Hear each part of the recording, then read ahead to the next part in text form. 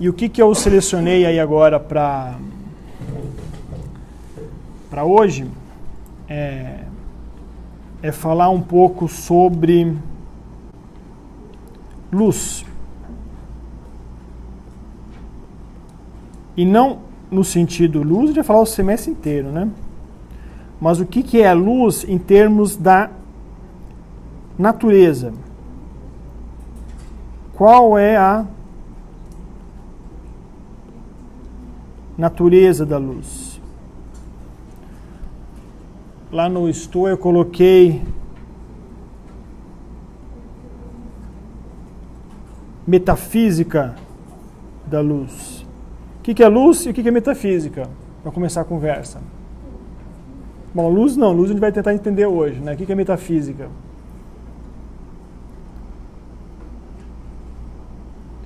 O que a metafísica estuda? É uma coisa, meta quer dizer o quê? Deve estar, o que significa meta? O termo meta. Além, superior, eu acho, né? Que transcende, sei lá, a física, uma coisa que está além da física, ou seja, então, o que a gente quer descobrir hoje, assim, descobrir não, né? Estamos alguns milênios tentando descobrir, eu acho que os caras não chegaram ainda numa solução, então a gente não vai descobrir isso hoje, certamente. Mas o que eu queria trazer na aula é o que é a luz na essência, ou seja, o que ela é por si só. Não falar como que a luz se comporta quando bate numa parede, num espelho. O que acontece com a luz se você interferir dois feixes. Não, isso não é. Isso não fala sobre a natureza da luz. Isso fala sobre o seu comportamento, a sua descrição.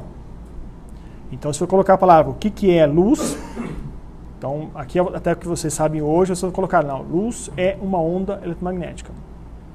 Né? E o que é uma onda eletromagnética? Aí você vai. É uma perturbação do campo eletromagnético que se propaga no espaço, que carrega energia em um momento, blá, blá, blá, blá, blá, blá. Bom, então o que é uma perturbação do campo elétrico? Então você vê aqui que eu estou querendo responder? Luz, que está lá atrás. Então você falar que luz é uma onda eletromagnética, você só está levando o problema de física 4 para física 3, eletromagnetismo, por exemplo. Você falar que, lá no eletromagnetismo, né, o cara pergunta, o que é uma onda eletromagnética? É uma perturbação do campo elétrico. Pô, então você está levando o problema para onde? Para algum outro lugar, né? Talvez eletromag 2. Outra vez para matemática, é só você descrever a perturbação, uma equação que descreve a perturbação no espaço de maneira mais precisa possível, com coordenadas esféricas, por exemplo. Então parece que você vai responder o que é uma perturbação eletromagnética. Não vai. Você vai descrever ela. Tá? Então é isso que eu queria levar hoje um pouco do que se fez na história já sobre a natureza da luz, sobre a essência do que é realmente a luz. Tá? Quer fazer a mesma pergunta em uma outra área? Pergunta o que é tempo. O que é o tempo? O cara está dando risada ali já. Alguém sabe? É uma flecha que a gente coloca, onde que alguma coisa está indo naquela direção, né? Supostamente o tempo, né? Uma outra também que quando você faz um trabalho, por exemplo, né? Trabalho, iniciação científica, mestrado, doutorado, você sempre quer dar umas pinceladas mais introdutórias para você entrar no seu tema, né? Então aí vai as cagadas, né? Porque você começa a escrever em meia dúzia de parágrafos o que é aquilo. Então a pessoa vai estar fazendo trabalho de espectroscopia e fala, luz é blá, blá, blá, blá, blá, blá, blá. Tentar resumir séculos e séculos e séculos de história, de conhecimento em 3 parágrafos. O que é massa? O que é massa? Alguma coisa que ocupa lugar no espaço, vai. Se ocupar lugar no espaço, tem massa. Tem alguma coisa que ocupa lugar no espaço e não tem massa? Ou o contrário, ou seja, algo tem massa que não existe no espaço? Você vê que isso não respondeu nada? Pode pegar uma definição completa lá, um pouco mais detalhada, alguém que estudou isso, né? Então isso que é o conceito que vocês não vão conseguir responder assim, de maneira lendo um livro, mas vocês vão conseguir aprofundar e pensar no que é realmente aquilo lá, tá? E quando você chega, por exemplo, numa época em que você tinha uma evolução no modelo ondulatório de luz, no modelo eletromagnético, ou seja, você juntar tudo isso, como é que você consegue juntar isso? Se você realmente buscar conceitos mais básicos, tentar explicar. Tá? Então, a nossa conversa começa quando? Na Grécia. Mas esse texto que eu deixei lá, ele resume bastante a parte introdutória, e ele estressa mais a parte final, de 1850 até a atualidade. Então, eu acho que é o que vale. É o ideal, assim, para vocês lerem. Então, o texto que eu coloquei lá chama Uma Nova Luz sobre o Conceito de Fóton, para além das imagens esquizofrênicas. O que ele quer dizer com isso? O título é Uma Nova Luz sobre o Conceito de Fóton. Bom, podia ser esse o título, né? O que é fóton? O que quer dizer o fóton? Fóton é um quanta, né? Uma certa quantidade discreta de energia eletromagnética que se propaga no espaço. Tá? Aí ele coloca 2 pontinhos. Para além de imagens esquizofrênicas. Eu não entendi direito o que ele quer dizer com isso, mas eu acho que a ideia é fazer uma piadinha que com aquilo que nós fazemos no dia a dia para descrever um fóton. O que é um fóton? Uma minhoquinha, né? Tipo uma setinha ainda, né? Ou o que eu faço aqui são ondas, né? Faço risquinhos assim, né? Tipo uma onda se propagando, então eu desenho as frentes de onda. Ou bolinhas, né? Faz uma bolinha, tem um fóton para cá. Então acho que é isso ele quer fazer esse análogo. Você não existe isso. No final, se vocês estão com pressa de ler, não vão ler, né? O final é o seguinte: não tem isso. Não tem imagens, ou seja, um negócio de bolinha para cá, dualidade, onda-partícula, fóton é uma onda, às vezes é onda, às vezes é partícula, que vocês devem ler em vários livros de divulgação científica. Aquilo lá nada mais é uma forma de fazer imagens, isso acho que deve ser esquizofrênicas, né? Para você entender uma coisa que você não enxerga. Faz um paradoxo, né? Que a luz você enxerga, né? Mas que você não enxerga como você gostaria, né? Do tipo, tirar uma foto de lado de um fóton, né? Tá, então, a recomendação é só ler esse texto aqui que é suficiente. Tá bom? Mas a história é um pouquinho mais... Vou passar rapidamente, para depois tentar estressar um pouco mais para discutir também. Então, vocês me interrompam quando for preciso para fazer perguntas, por exemplo. A ideia começa, assim, na Grécia, por quê? Porque como é que você vai, sem conhecimento, bagagem anterior nenhum, você vai sem conhecimento, você vai para uma ilha deserta, sem acesso à cultura atual, e você fala, o que é a luz? Como é que eu vou descrever a luz? Que eu enxergo a lâmpada, que eu enxergo as coisas, ou seja, não é só a lâmpada que emite luz, eu enxergo vocês também. Se eu apagar a luz, vocês desaparecem. Então se eu estou vendo você, então tem uma coisa saindo de você, para mim. Então os modelos que surgiram na Grécia Antiga eram... Um chamava raios de fogo lá, que nossos olhos eles eram providos, isso era cultura popular na época, ou entre cientistas ou não, entre filósofos ou não, mas era assim, é uma forma que assim como você tem braços, sentidos para você detectar as coisas, você tinha raios de fogos invisíveis que palpavam, que você conseguia enxergar, que você conseguia tocar nas coisas, e logo você toca, você sensibiliza, né? Então seria mais ou menos isso. Aí depois, com Aristóteles, veio também ainda 300, 200 anos antes de Cristo, veio que uma ideia, talvez com ele, ou um pouquinho depois dele, com Demócrito, talvez, veio a ideia que você tinha algo emanando, ou seja, tinha uma corrente atomicista que falava que as coisas eram formadas por pequenas partículas indivisíveis, né, que seriam supostamente os átomos, né, hoje descrevemos assim, e que isso sai dos corpos. Então, se eu olho para vocês estão irradiando isso, e o meu fogo, como é que chama mesmo? Fogo, meus raios de fogo, eles encostam isso e conseguem receber, sentir esses átomos, e aí eu faço o quê? Eu faço a imagem de vocês, eu consigo tirar tipo a topografia disso. Então todos os objetos emitiam essas partículas, então você tinha uma forma de mapear isso, né? Uma forma de medir isso, né, com seus olhos. Então isso era uma espécie de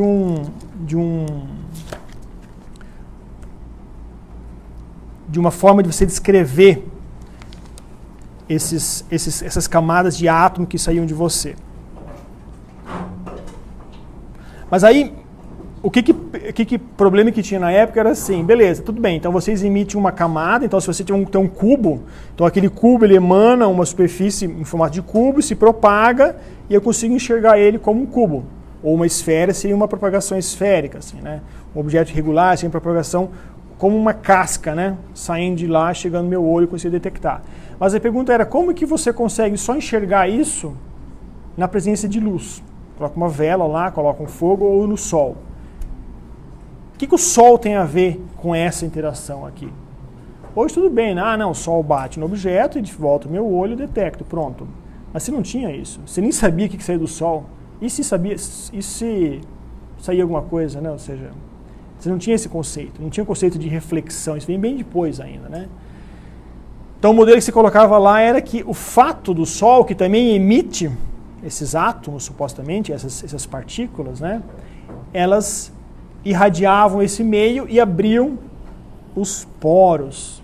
E esses poros abertos facilitava a emanação daquelas partículas suas em direção ao meu olho. Pronto, agora eu enxergava, né? E nessa mesma época também, já em alguns centenas de anos antes de Cristo, já tinha o conceito de um de um meio, um meio, ou seja, se você tem uma onda na água se propagando, assim como você tem uma água que precisa aquele meio para se propagar aquela onda, você precisa de alguma coisa, ou seja, daqueles átomos saindo do Sol ou saindo do seu corpo, então quer dizer, tinha um meio, e nessa hora já se definiu o conceito de éter, que você precisava de um meio para essas partículas, essas ondas, ou seja lá o que for, se propagarem. Então o conceito de éter é um pouquinho antigo. Somente com Euclides, que começa a introduzir o conceito de ângulo, geometria, aí você conseguiu já começar a desvendar, ou seja, essa ideia que você tem a luz do sol batendo nos objetos, desviando e vindo para você. E aí também tem aquele conceito como que, tudo bem, se o nosso olho, o nosso detector, né, seja lá como ele detecta isso, mas como que um objeto desse tamanho consegue entrar aqui dentro.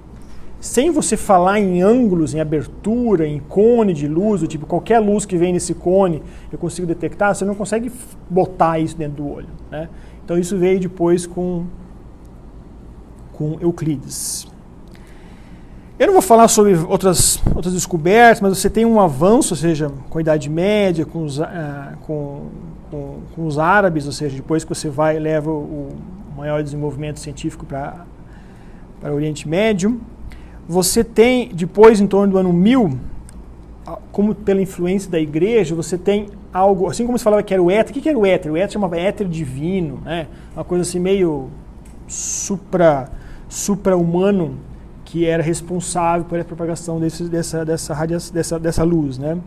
Então, o que se fazia em ano 1000 era algo que se tentava explicar aquilo que já se sabia, mas com razão, com modelos matemáticos, com modelos mecânicos, né?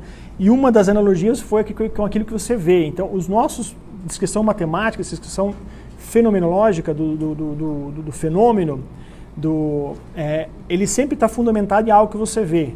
Então, os modelos em luz, em eletromagnetismo, em ótica, eles vieram de onde? De fluidos, de partículas, ondas de água se propagando na água, projéteis sendo lançados, fluidos também como água, né? Ou seja, sendo responsáveis pela propagação disso. E Kepler fez bastante isso, né? Ele começou a introduzir os conceitos da mecânica de Copérnico e Galileu para tentar explicar como que esses corpos emitiam luz.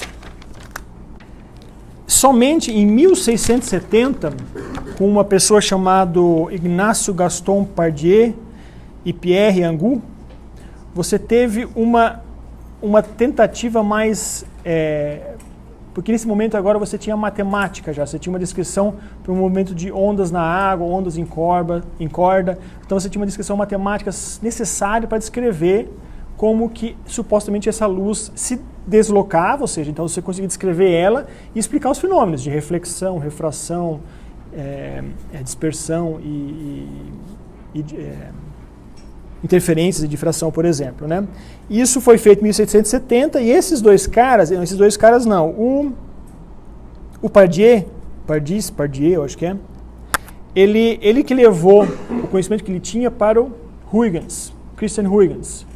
E foi ele a primeira pessoa que bolou algo que você conseguisse explicar matematicamente certos fenômenos de ótica. Então você vê que somente em 1650, 1700 você fez, ou seja, um modelo para a luz e na hora que você descreve os fenômenos que acontecem na ótica, você usa o modelo ondulatório, então você dá o que para a luz? O que é a luz? É uma onda. Você fala, então, então se tudo isso é descrito por um movimento ondulatório, como a gente vê aqui na água, então bateu, né? Tchum. Luz é uma onda. De lá para cá não tinha discussão matemática de ondas, ou seja, você não tinha matemática para você escrever propagação de alguma coisa feita em ondas. Era isso que faltava em 1000, por exemplo. Isso veio com Descartes.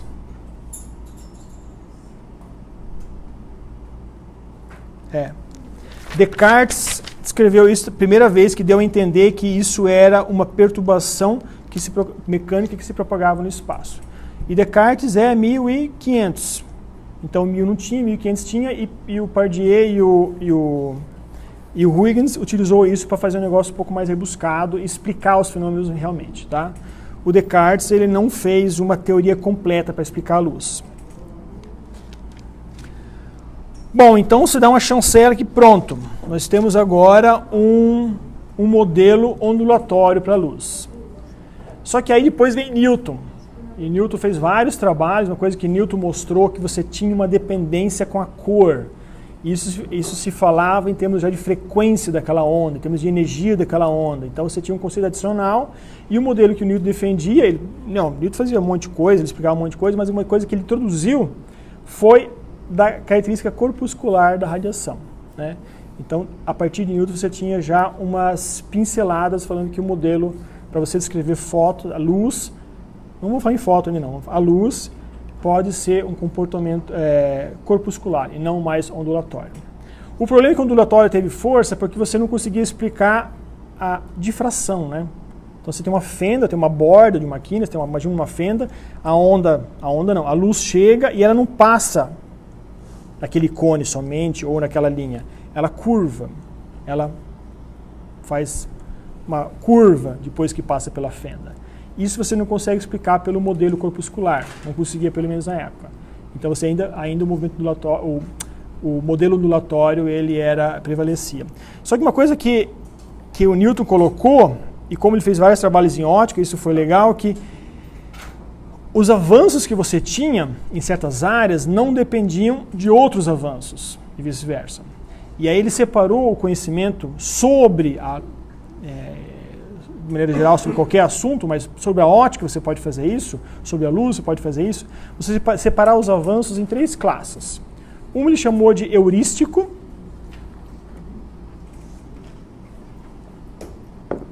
um outro grupo de avanços de fenomenológicos e outro de observacionais.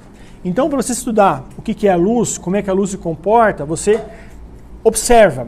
O que é observar? Você faz a reflexão, faz a experiência, você observa, você vê as coisas, então você tira, você faz gráfico, tira a lei de Snell, tira a lei de difração, faz um monte de coisa. Está avançando nessa área? Tá.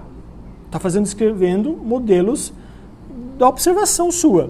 Agora, outra coisa é você fazer o fenômeno. O que é o fenômeno? Fenômeno de refração. Então tem uma lei, N1 seno θ1, N2 seno θ2. Isso não é observacional, né? Isso é uma lei. Eu falo que o índice de refração multiplicado por este ângulo, mais o outro vezes aquele lá, dá tanto. Isso é um fenômeno de refração, não é observacional. Você nem vê a luz entrando assim, né? Vocês vão perceber que vocês não vê o raio, colocar de lado ali, né? Você tem que colocar algum dispersor lá dentro para você ver. Então a observação sua não é a mesma coisa que o fenômeno, que tem erro ali, né? Se você observar errado, o que vai acontecer? Você pode fazer um modelo errado, um fenômeno errado, descrever um fenômeno errado. Mas a observação sua é aquela, e o fenômeno que você descreve é outro. E de separar esses dois do heurístico. O que é o heurístico? O heurístico é isso. Falar que, tem até uma frase, um modelo não racional, mas que seja fácil de mostrar alguma coisa. Por exemplo, o que é luz? Como é que você descreve a luz? O modelo heurístico é falar que luz são partículas, que luz é ondas. Então, e o nosso problema hoje, aqui que estamos discutindo, é isso. É um modelo heurístico, da luz, falar como que ela é, não como ela se comporta. Isso a gente pode fazer ao longo do semestre inteiro. Por exemplo, se eu quiser um modelo racional, vamos falar assim, né? Ele tem que ser racional, significa que ele tem que corroborar com o fenômeno de refração, por exemplo, e corroborar com o observacional, que eu estou vendo no laboratório. Aí não é mais heurístico, aí é um modelo racional, aí é uma descrição matemática, é uma coisa um pouco mais rebuscada. Mas o heurístico, para você evoluir, inclusive para você evoluir, para entender o fenômeno, para você observar melhor, você visualiza. Põe aqui dentro ondinhas, partículas que curvam, né? Na hora que passa no gol ali, faz uma curva. Isso ajuda a entender a luz? Ajuda, então tá bom, então a gente mantém esse modelo aí. Essa é a ideia do heurístico. E é isso que a gente está fazendo hoje aqui. Tentar visualizar sem se preocupar com a matemática, sem se preocupar com o que você mede no laboratório, por exemplo. Só para fazer um análogo, onde é que está o modelo, onde é que estão os eventos observacionais aqui na física? Estão lá no laboratório de ótica. E um pouquinho do fenomenológico. O fenomenológico está aqui. A gente vai fazer o fenômeno, vai fazer refração, dispersão, interferência, vai colocar o fenômeno na lousa aqui e escrever. E o heurístico é hoje só, provavelmente, e algumas poucas vezes ao longo do semestre. Então, quando Newton colocou isso por que ele colocou isso? Para garantir que o fato de ele falar que a luz era corpuscular não invalida o modelo de Huygens que fala que a luz é ondulatória. E aí essa dualidade onda-partícula que o Einstein trouxe para cima em 1900 já existe desde 1800, 1700 alguma coisa. Aí depois teve vários avanços, não em relação à natureza da luz, né? Mas sobre a natureza, ou seja, o que é luz, ou seja, teve um outro ponto importante, foi quando Maxwell descreveu o modelo ondulatório, o modelo para a propagação das ondas eletromagnéticas que saíam de fios. E naquela mesma época, então, o Hertz ele mediu a velocidade da luz dessas ondas e a Maxwell preveu matematicamente que o valor ele era igual não, muito próximo dos valores de Fizeau em 1850, que mensurou que a luz tem o mesmo valor próximo de 3 vezes 10 na 8 metros por segundo.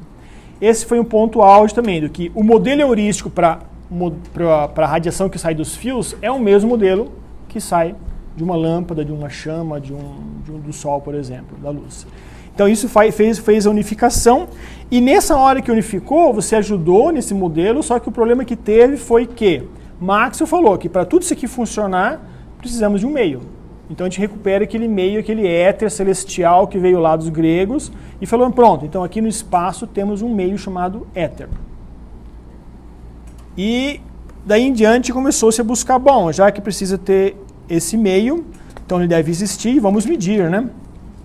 Vamos ver se a gente consegue achar o éter e cunhou, ou seja, vamos falar assim, até perto de Einstein, perto de 1900, que você não conseguiu provar a existência desse suposto meio. Um outro exemplo que eu vou falar rapidamente é que você tinha não só Maxwell, Hertz, falando que as ondas eletromagnéticas que saíam dos fios era a mesma coisa que as ondas luminosas que saíam que era a luz. Antes disso, Faraday também já falou que tinha que ter, a natureza dos dois tinha que ser a mesma, porque o Faraday mostrou que você conseguia rotacionar a polarização de um feixe de luz com um campo magnético intenso. Então ele fala, se um consegue alterar o outro, provavelmente a natureza dos dois é a mesma ali, para poder se interagir. Então ali foi o ponto de partida, na verdade. Tudo isso começa a complicar, começa a ficar estável com o modelo de Maxwell, querendo explicar a luz, mas começa a complicar que você não tem a prova que existe o éter. E aí chega em 1900 que o Einstein introduz um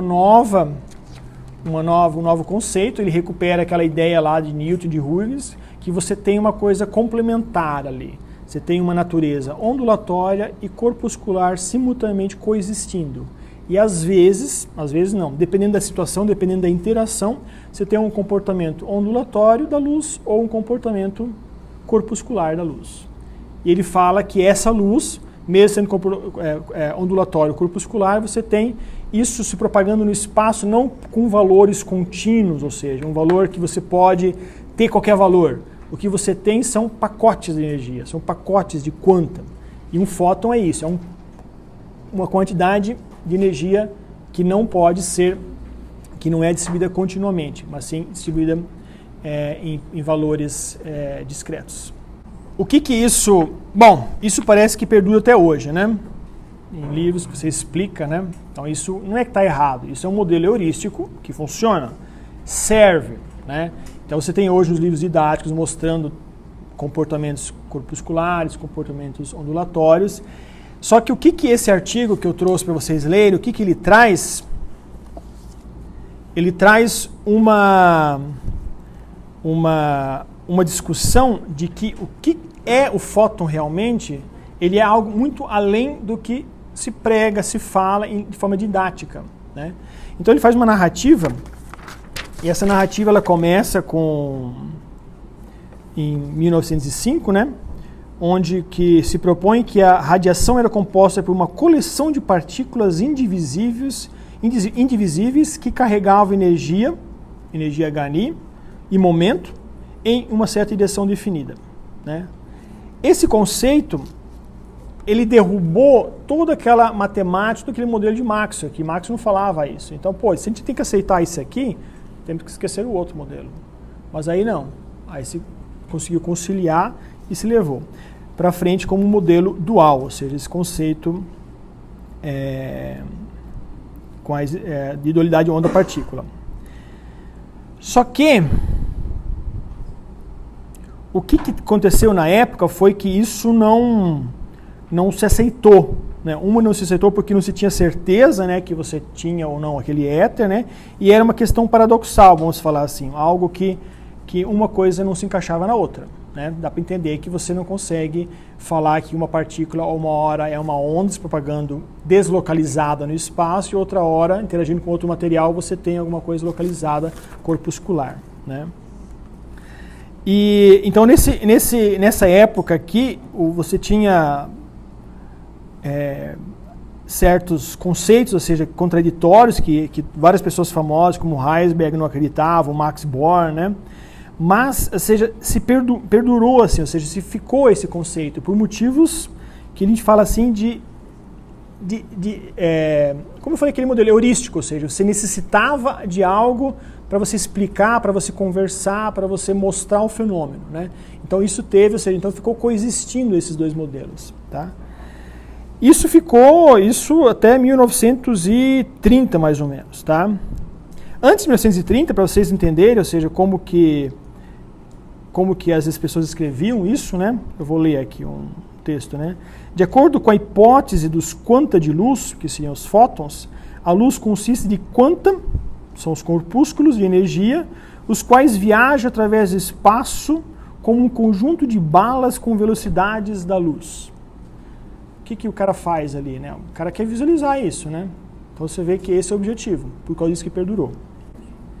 Não, um é do Einstein, que era corpuscular, e o outro vinha de Maxwell, vamos falar assim. O ondulatório de Maxwell e o Einstein corpuscular.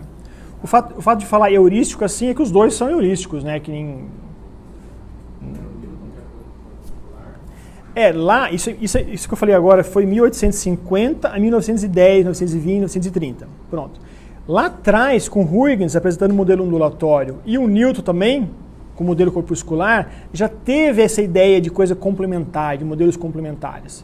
Então, o que trouxe de 1780, 1700 e pouco, acho que era Newton, para agora, 1900, 1850, 900, foi a mesma ideia, só que mais rebuscada. Lá atrás você não tinha teoria de Maxwell, agora você tinha em 1900. Lá atrás não tinha efeito fotoelétrico, agora você tem efeito fotoelétrico, tá? De Einstein. Então você vê que o modelo ele ficou um pouco mais rebuscado com essas novas teorias, mas mesmo assim ficou com os dois. Mas o Einstein fala que é só corpuscular ou ele fala das duas? Dual. Ele não ignorou o conceito ondulatório. Aí, o próprio artigo que ele chama de calmaria, né? Depois desse rebuliço todo, 1930, 1950, teve uma calmaria, que todo mundo aceitou esse modelo. Só que teve um experimento que foi interessante, que foi o seguinte. Bom, já que esse negócio aí é corpuscular, aí tem características ondulatórias, mas tem aquela característica corpuscular da radiação, então vamos fazer o seguinte, vamos pegar um divisor de feixe, né? Jogar um feixe nele, onde que esse divisor ele separa os dois feixes, metade para um lado, metade para cá, como um semi-espelho. E eu vou colocar aqui uma fonte com baixíssima emissão. Baixíssima emissão significa com pouquíssimos fótons saindo, bem fraca. E na hora que ele separar, eu vou colocar nas duas extremidades 2 detectores independentes. E aí eu vou medir em que momento estão chegando os fótons, tanto lá como cá. E aí eu vou correlacionar a chegada desses fótons. E aí eu vou medir essa correlação. E eles observaram que os fótons estavam correlacionados. Então, eles falaram, pô, como que pode um conjunto de partículas, seguindo o modelo corpuscular, um conjunto de partículas chega no espelho, em termos de probabilidade, metade passa, metade vem para cá. Aí eles chegam lá atrás e eles chegam ao mesmo tempo, ou seja, eu detecto 0 fótons. Quando chegam aqui, aqui também chega. E depois, novamente, nada. Quando um chega aqui, o outro também chega ao mesmo tempo. Então, eles estão correlacionados. Significa que quando ele dividiu, era um fóton só e dividiu em 2. Então, esse tinha o problema. Se fosse corpuscular, não tinha como ser. Ou vem para cá ou vem para lá. E se ele foi para lá, ele detecta lá. Detectou. E aqui nada. Se ele veio para cá, ele detecta aqui. E lá nada. Se for ondulatório, ele tem que separar. Mas, pô, como é que separar um fóton? Então tinha que ser 2 fótons, né? Mas como é que esses 2 fótons, então, será que é o mesmo, então? Se os dois chegam lá e um vem para cá, outro para cá, será que se detectam junto? Então tem que ser o mesmo fóton. Porque separar um fóton que já é indivisível, não tem como. Então esse experimento, ele derrubou um pouco essa ideia que você tem algo, bolinhas, que não era bolinhas, né? E apimentou, vamos falar assim, um pouco os modelos que você tinha aceito naquela época. Para vocês entenderem um pouco a saída matemática, física que você teve para isso, foi que os fótons, eles são bósons, e bósons são partículas que obedecem uma certa estatística, de Bose-Einstein chamada. E uma característica desses bósons é que eles têm comportamento coletivo. O comportamento coletivo é, se eu tenho poucos fótons emitindo aqui, nesse intervalo de tempo t igual a tanto, os fótons que saem, eles têm o mesmo comportamento. Eles estão correlacionados. Então vem um pacotinho de fótons aqui, não um, mas 2, 3, um certo pacote, e quando eles chegam no semi-espelho, eles são detectados simultaneamente com as mesmas características. Pronto, então você acha que é o mesmo, mas não é o mesmo. Só que logo depois não vem nada. E só atrás vem mais um pacote de fótons e isso tem uma separação. Então, o que eles estavam vendo lá eram fótons individuais, só que correlacionados entre si lá na fonte já. Porque eles tinham um comportamento coletivo. Você não conseguia distinguir esses fótons uns dos outros na fonte. Se não consegue distinguir, você não consegue falar se ele foi para lá ou para cá. Só sabe que foi para os dois lados. O que ele quer colocar depois desse experimento, que umas vezes que você fica limitado a entender o que a luz faz, o que ela é, se você achar que ela é uma onda de água, tipo de água, ou uma partícula, um projétil sendo deslocado. Então você tem que apagar isso, ou seja, você tem que tirar essas imagens doidas, né? Ele podia colocar isso, né?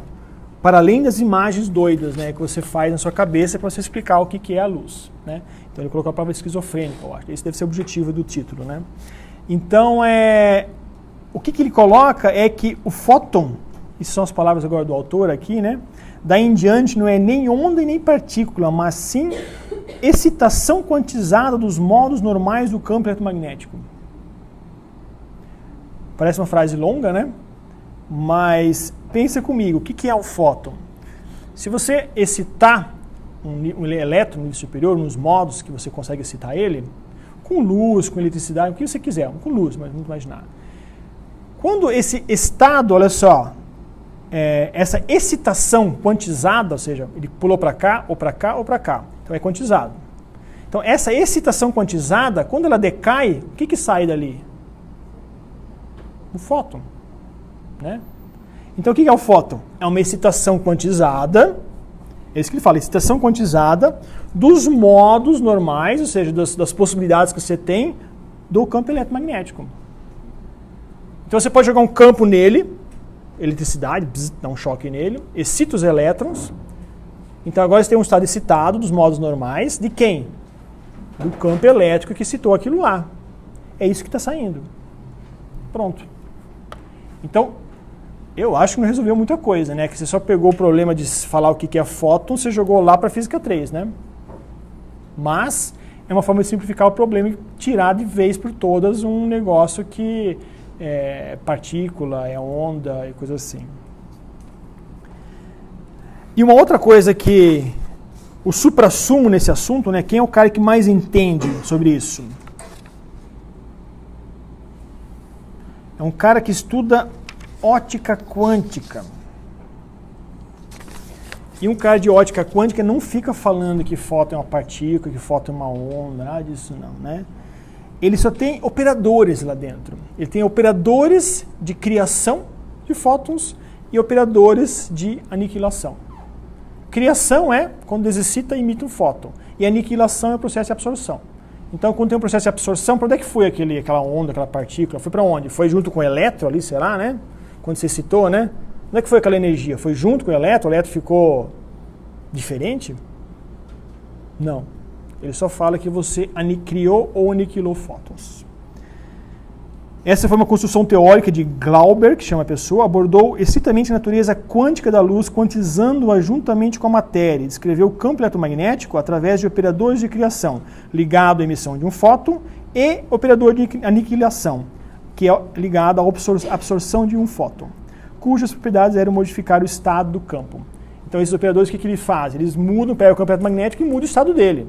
Se antes era um campo livre, que tinha energias quaisquer, na hora que você aplica, você pega um certo tanto, excita um elétron, pronto, você aniquilou ali, né, o negócio, absorveu.